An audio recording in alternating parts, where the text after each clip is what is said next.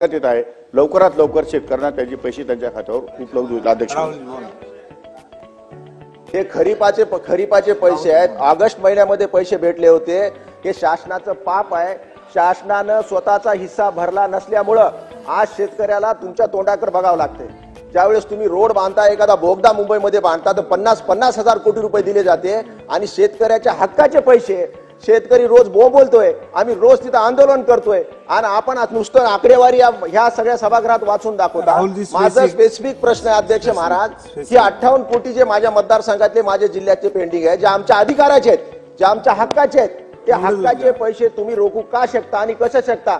ज्यावेळेस की यामध्ये नियमामध्ये आहे की 1 महिन्याच्या आत शासनानं आपलं प्रीमियमचे पैसे केंद्र शासनाकडे वर्ग करावे, अशा प्रकारचा नियम असताना सुद्धा हे नियम डावलून शेतकऱ्यावर अन्याय करण्याचा अधिकार या शासनानं कुणी दिलेला आहे? आमच्या परभणी जिल्ह्यामध्ये मायक्रो इरिगेशनचे सुद्धा अध्यक्ष महाराज पैसे असेच पेंडिंग आहेत। स्पेसिफिक माझा एकच प्रश्न आहे की आपण जे पेंडिंग आमच्या मतदारसंघातले परभणी जिल्ह्याचे प्रलंबित जो विषय आहे, हे अग्रिम रक्कम आपण ऍडव्हान्स शासनाकडे कधी वर्ग करणार आणि किती दिवसात आमच्या शेतकऱ्यांना तुम्ही पैसे देणार? हा माझा एकच प्रश्न आहे।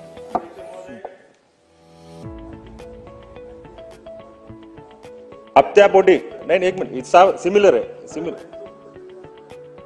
उत्तर घे नाही, प्रश्न माझा आहे ना।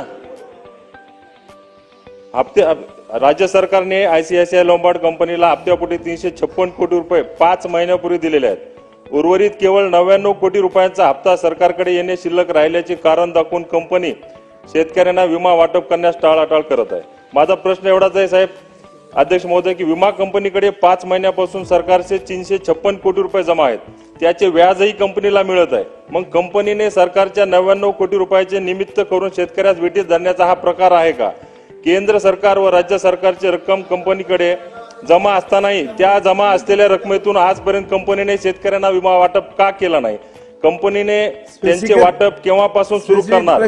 तसेच सरकार उर्वरित 99 कोटी रुपयांचा हप्त्यापोटी शेतकऱ्यांना विटीस धरण्या ICICI कंपनीला काळ्या यादीत टाकण्यास शासन कोणती कारवाई करणार, याचं उत्तर मला या ठिकाणी अपेक्षित आहे। अध्यक्ष मंत्री महोदय, दोन्ही उत्तर द्या। दोन्ही अध्यक्ष महोदय, की यामध्ये 110% जास्त दायित्व 1927 कोटी रुपये दायित्व 2024-25 अर्थसंकल्पाच्या तरतुदी वितरित केले आहे।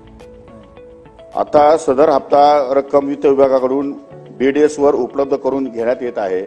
साधारण हे अधिवेशन बजेट अधिवेशन असल्यामुळे वित्त विभागाकडनं फाईल अजून क्लिअर झाली नाही, पण एक 4-8 दिवसामध्ये मार्च एंडच्या आतमध्ये हे सगळे पैसे त्यांच्या खात्यावर वर्ग होतील।